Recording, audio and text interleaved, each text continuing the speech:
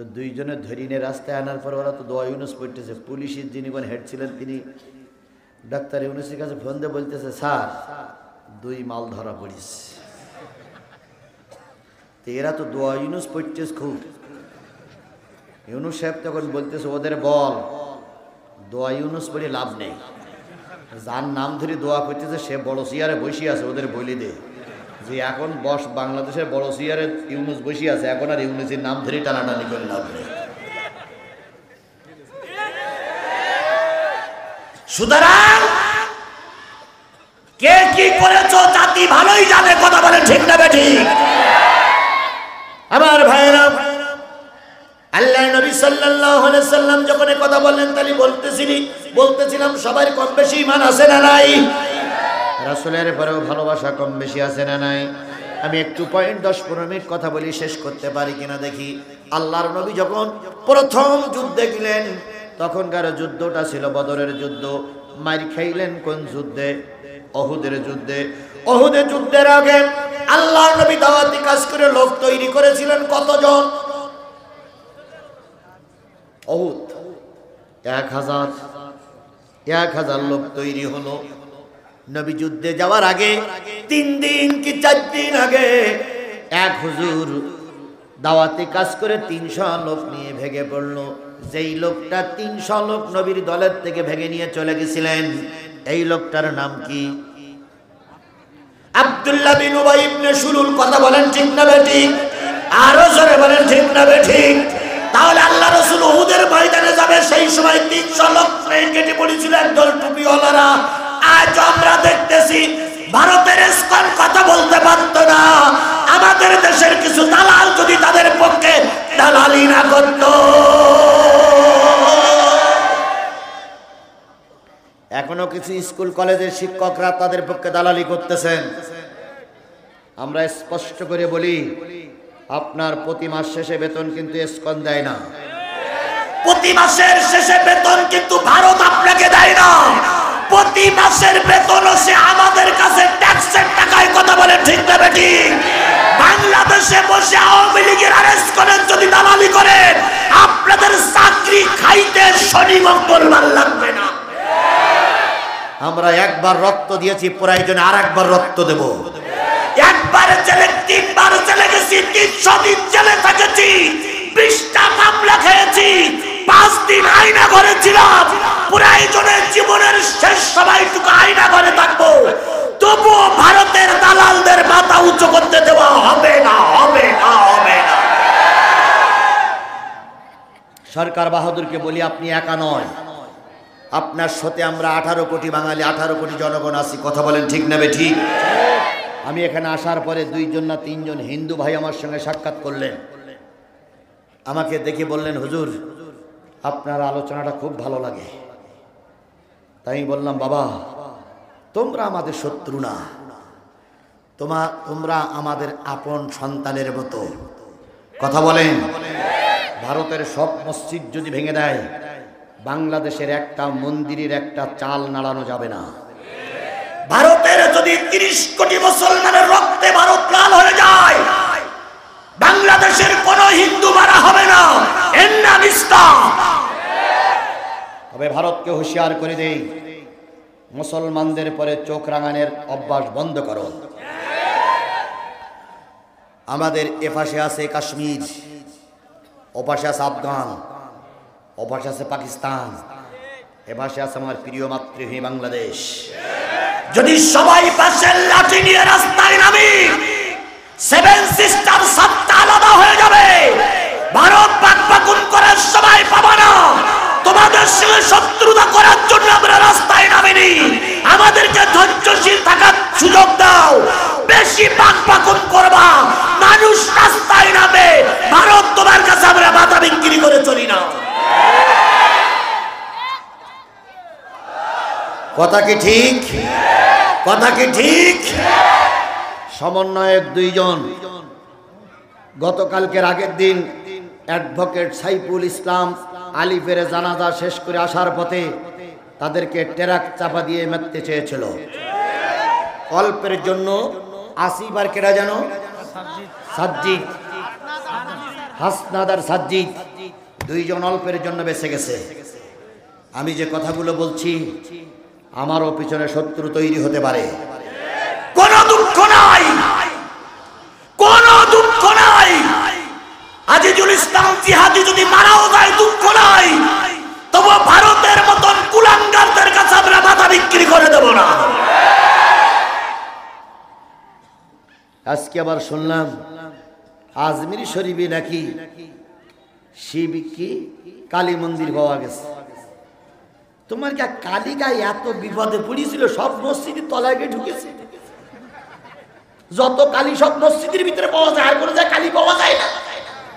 তাহলে কালীর কত ভয় যে না বাঁচতে পেরে মসজিদের তলায় গিয়ে ঢুকেছে। তাহলে তোমার গা কালী যদি আমাকে মসজিদের তলায় ঢোকে তা আমাকে মসজিদ ভাঙবা। ওরা এখন আজমির শরীফ ভাঙবে, কারণ ওখানে নাকি কালীর মূর্তি ছিল। ফাজলামি বন্ধ করো, ফাজলামি বন্ধ করো।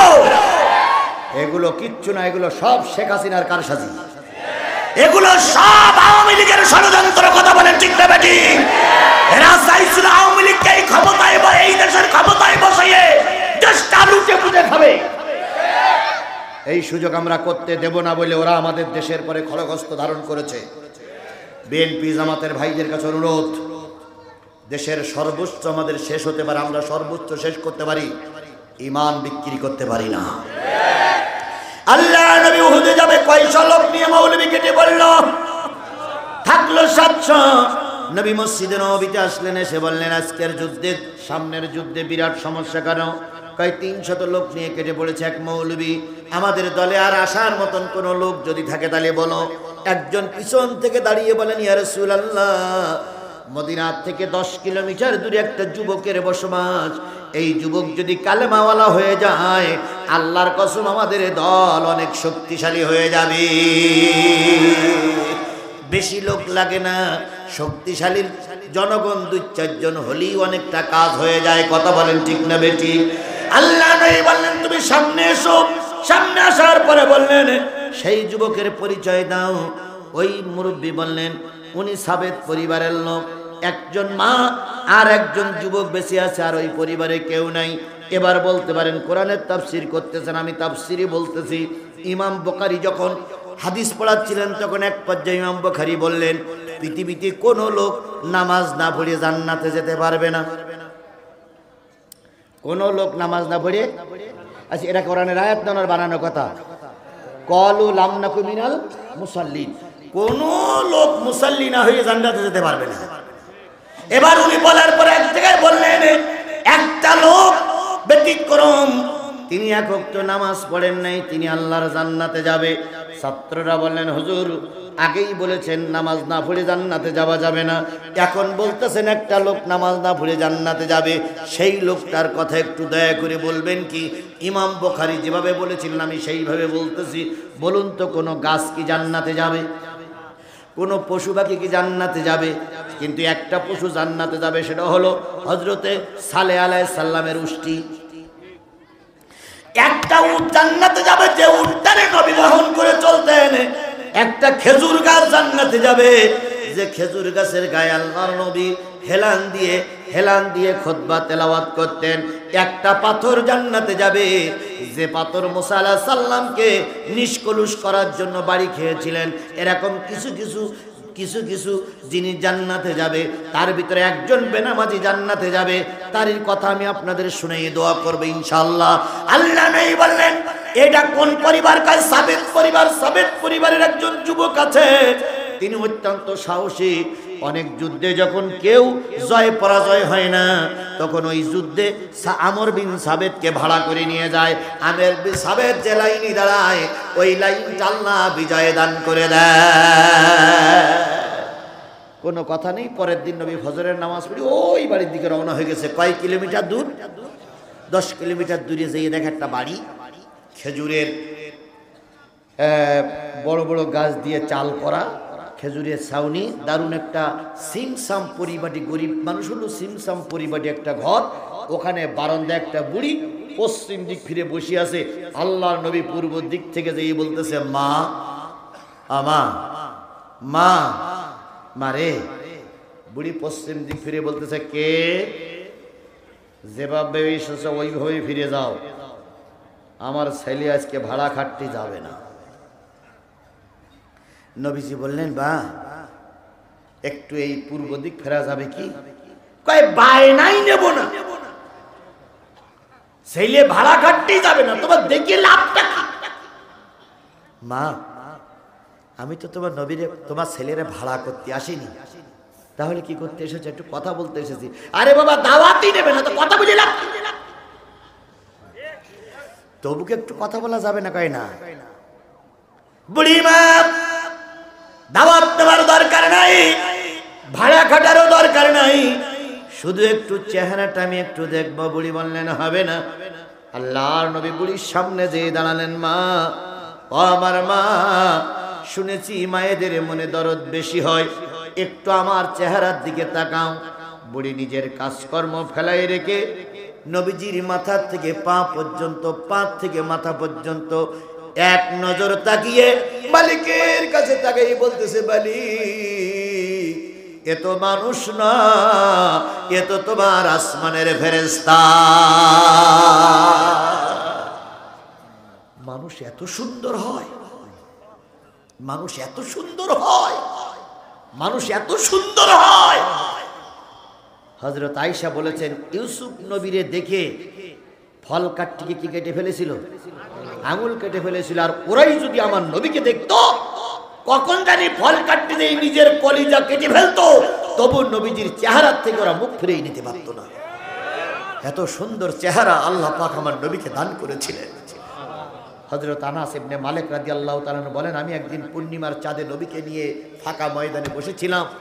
চাঁদ যখন মাথার কাছে আসলো, আমার কৌতূহল জাগলো, চাঁদ দেখতে সুন্দর না নবী দেখতে সুন্দর? হযরত আনাস বলেন, আমি চাঁদের দিকে তাকালাম, আর নবীর চেহারার দিকে তাকালাম। চাঁদের ভিতরে কলঙ্কের ছাপ দেখেছি, নবীর চেহারার ভিতরে কলঙ্কের কোনো ছাপ খুঁজে পাইনি। সুবহানাল্লাহ বলেন, সুবহানাল্লাহ বলেন। সেই নবীর দিকে বুড়ি তাকাই, এক পলক তাকাই বলতেছে, বাবা, তুমি মানুষ না ফেরেশতা? আমি মানুষ। নাম কি? মোহাম্মদ। পিতার নাম আব্দুল্লাহ। বাড়ি ওই মক্কায়। এখানে দিনের কাজে। কোন দিন? ধর্ম প্রচার। কোন ধর্ম? হয় আল্লাহ আমাকে নবুয়াত দিয়েছে, আমি সেই নবুয়াতের দায়িত্ব পালন করার জন্য মানুষের কাছে দাওয়াতি কাজ করে বেড়াচ্ছি। আমান আহসানু কওলাম মিম্মান দাআ ইলাল্লাহ ওয়া আমিলা সালিহা ওয়া ক্বালা ইন্নানি মিনাল মুসলিমিন। তার কথা চেয়ে উত্তম কথা আর কার হতে পারে? যে ব্যক্তি মানুষকে আল্লাহর দিকে ডাকে আর আল্লাহর পরে ঈমান আনে আর নিজে বলে আমি একজন মুসলমান।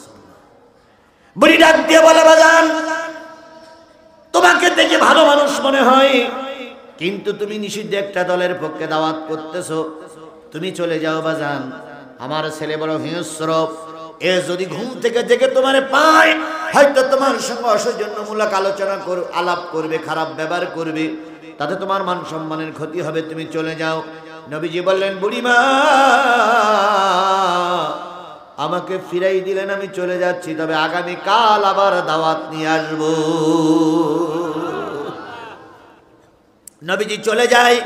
বুড়ি নবীর পিছনে পিছনে যে যত দূর পর্যন্ত দেখা যায়, উঁচু একটা টিলার পরে দাঁড়িয়ে নবীজিকে দেখতেছেন। এমন সময় ওই বুড়ির ছেলে হিংস্র আমরের ঘুম ভেঙে গেল। ঘুম থেকে জেগেই চিল্লাচ্ছে, মা, মা, মা। মা ডাকি শোনে না। আমার আস্তে করে ঘুম থেকে জেগে উঠে টিলার কাছে যেয়ে দেখে মা অন্য দিক তাকাইয়ে রয়েছে। ঘাড়ের পরে হাত দিয়ে বলতেছে, মা, আমা, মা। মার চোখে তখন পানি। তুমি কান্দো কেন মা? আমার এত পাওয়ার, আমি যেদের এলাকায় ঢুকি সে এলাকায় কোনো লোক থাকে না, ভয়তে পালিয়ে যায়, গর্ভবতী মায়ের গর্ভ খালাস হয়ে যায়, আর তুমি কাঁদতেছো। কে তোমার কষ্ট দিয়েছে? কে তোমার খারাপ ভাষা ব্যবহার করেছে? বুড়ি তখন বলেন, আরে বাবা, কিছুই হয়নি, কাঁদতো কেন? কয় এমনি, চল বাড়ি যাই। সন্তান আর মা দুইজন বাড়ি আসতে আসতে হঠাৎ করে সন্তান দাঁড়িয়ে গেছে। সন্তান বলতেছে, মা, একটা সত্য কথা বলবে কি? কয় কি? কয় কত রাষ্ট্রের দরবারে গিয়েছি, কত রাষ্ট্রনায়কের সঙ্গে কথা বলেছি, কত নামি দামি খাবার খেয়েছি, কত নামি দামি আতর ব্যবহার করেছি। ও মা, আজকে ঘুম থেকে জেগে দেখতেছি বাড়িটা আতরের গোলাপের গন্ধে ভরপুর হয়ে গেছে। মা বলো তো কোন দোকান থেকে দামি আতর তুমি কিনে এনেছো মা? বুড়ি এতক্ষণ সুযোগ পাই নাই। বুড়ি এবার বলতেছে, বাজান রে, এটা কোনো দুনিয়ার দোকানের আতর নয়, এটা একজন মহা মানুষের মহামানব আসার কারণে আমার বাড়িটা আতরের গোলাপে ভরপুর হয়ে গেছে। ওমা, একটা মানুষের আসার কারণে ঘর বাড়ি এত আতর গোলাপ হয়, এটা তো আমি জানি না। আল্লাহ রসুলের থুতুটা ছিল একটা সুগন্ধি। সাহাবী আজমাইন রসুলের উজু করা পানি গায়ে লাগিয়েছে আতর মনে করে। কথা বলেন ঠিক না ঠিক? আল্লাহ রসুলের থুতু দিয়েছে, থুতুটা অনেক সময় গোষ্ঠীতে করে রেখেছে। কোনো মেহমানের বাড়ি বেড়াতে গেলে থুতুটা ব্যবহার করেছে, ওটাই গোলাপের গন্ধে ভরপুর হয়ে গেছে। কি সুন্দর নবী ছিলেন আমার। নবীজি পেশাব করেছেন, পায়খানা করেছেন, পৃথিবীর কোন মানুষ নবীজির পেশাব পায়খানা খুঁজে পায়নি। কোন এক যুদ্ধে যে ফাঁকা জায়গায় পায়খানা করতে গেছে, সাহাবী আজমাইনগণ খেয়াল করেছে এদিক গেছে, রসুল ফিরে এসেছে, হাজারো সাহাবী খুঁজেছে, একটা টুকরা পর্যন্ত পায়নি।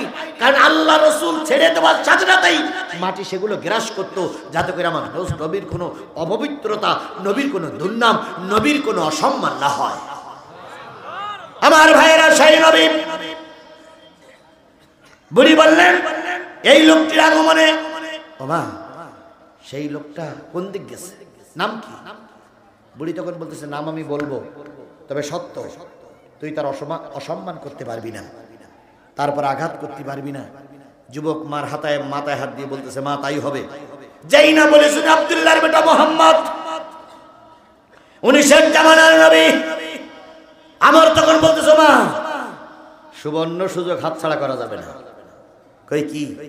কয় মক্কা মদিনার সরকার একজোট হয়ে ঘোষণা করেছে, নবীকে জীবিত অথবা মৃত্যু ধরে দিতে পারলে মক্কার গভর্নরের পদ দেওয়া হবে, ৭০টা উট দেওয়া হবে, সুন্দর নারী দিয়ে বিয়ে দেওয়া হবে।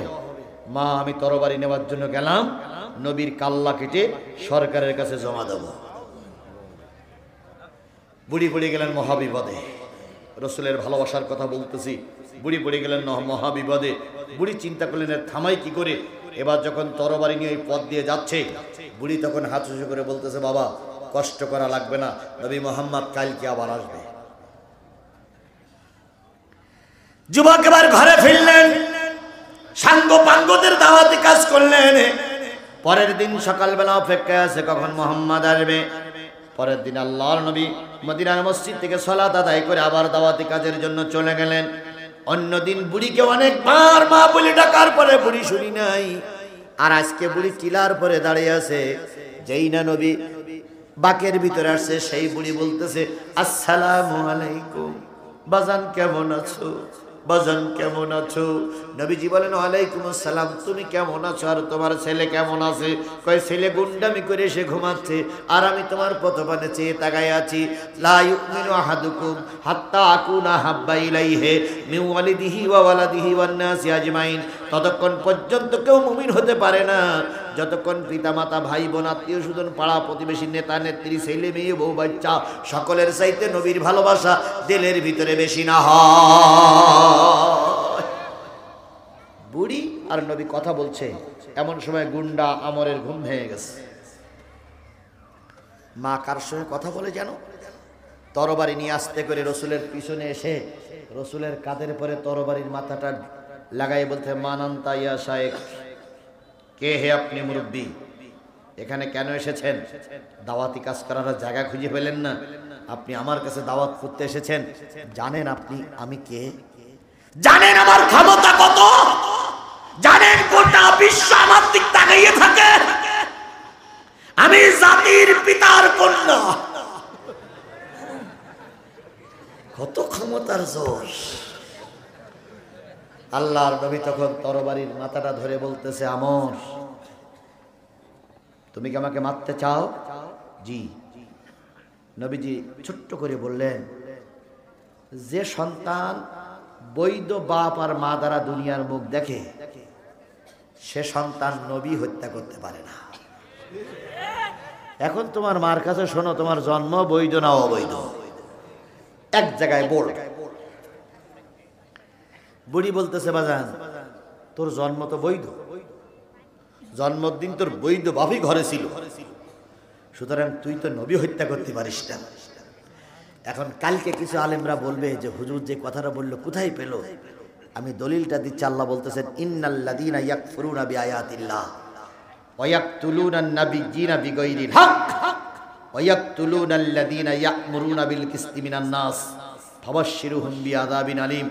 নিশ্চয়ই যারা কোরআনের কোন একটা আয়াত ইচ্ছায় হোক আর অনিচ্ছায় অস্বীকার করে এরা কাফের, এরা কাফের, এরা কাফের। ওয়া ইয়াকতুলুনান নাবিয়্যিনা বিগাইরিল হক, নবীদেরকে যারা অন্যায়ভাবে হত্যা করেছে এরা জাহান্নামী। ওয়া ইয়াকতুলুনাল্লাযীনা ইয়া'মুরুনা বিল কিসতি মিনান নাস ফাবাশশিরহুম বিআযাবিন আলীম। আমার আল্লাহ বললেন অন্যায়ভাবে যদি কোনো আলেমকে মেরে দেওয়া হয়, অন্যায়ভাবে যদি কোনো আলেমকে ফাঁসির কাস্টে ঝুলানো হয়, অন্যায়ভাবে কোনো আলেমের যদি সম্মানের ক্ষতি করা হয়, আমি আল্লাহ বলে দিলাম এরা সবগুলো হলো অবৈধ মায়ের সন্তান। আল্লামা সাঈদীর মৃত্যুতে যারা আনন্দ করেছ, আল্লামা সাঈদীর রায়ের পরে যারা মিষ্টি বিতরণ করেছ, যত বড় তুমি আলা হও, তুমি অবৈধ মায়ের সন্তান।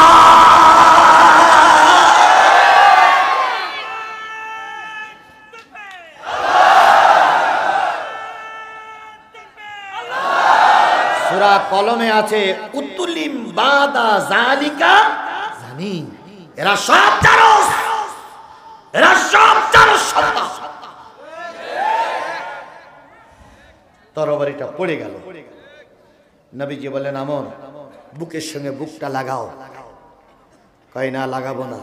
নবী জোর করে বুকটা লাগাই বললেন আগামীকাল উহুদের ময়দানে যাব। ইতিমধ্যে 300 লোক নিয়ে এক মৌলবী কেটে পড়েছে। আল্লাহ তোমাকে উহুদের ময়দানের মুজাহিদ হিসেবে কবুল করুক। নবীর দোয়া বৃথা যায়? জোরে বলেন যেতে পারে।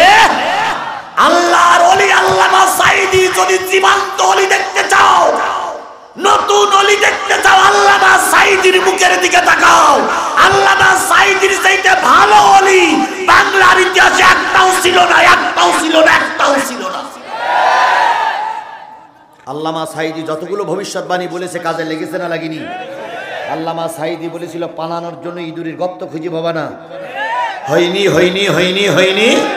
আল্লামা সাঈদী বলেছিলেন মৌলবাদ মৌলবাদ বলে গালিগালাজ করব না। আমরা 12 কোটি মৌলবাদ আছি গাছের গোড়ায়, টুক করে নাড়া দেব, মামুর বাড়ি পড়বা, কিয়ামতের আগে আর ঢুকতে পারবে না। কাজে লাগেনি, কাজে লাগেনি ভবিষ্যৎবাণী। আল্লামা সাঈদী বলেছিলেন উত্তর গগনে কালো মেঘ দেখতে পাচ্ছি, ঝড়ের পূর্বাভাস লক্ষ্য করছি, যদি শক্ত হাতে মোকাবেলা করতে না পারো কি বলে আমাবস্যায় এমন নামবে যার সবে সাদে কি হয়নি। কাজে লাগেনি, সেটা কাজে লাগেনি। ওলি খুঁজে পাও না, ওলি খুঁজে পাও না, ওলি খোঁজো ন্যাংটা বাবার দরবারে। দাড়ি কাটে না, চুল কাটে না, গোপ কাটে না, বগলের চুল কাটে না, আরো কত জায়গা আছে জীবনে কোনোদিন কাটেনি, সব এক হয়ে গেছে। ওই ভণ্ড বাবা গোসল করে আর সেই পানি নিয়ে খায় আর কয় বাবা বরকুতি পানি, বাবা বরকুতি পানি। ওসি গন্ধ ছাগলের ধোয়া পানি খাও।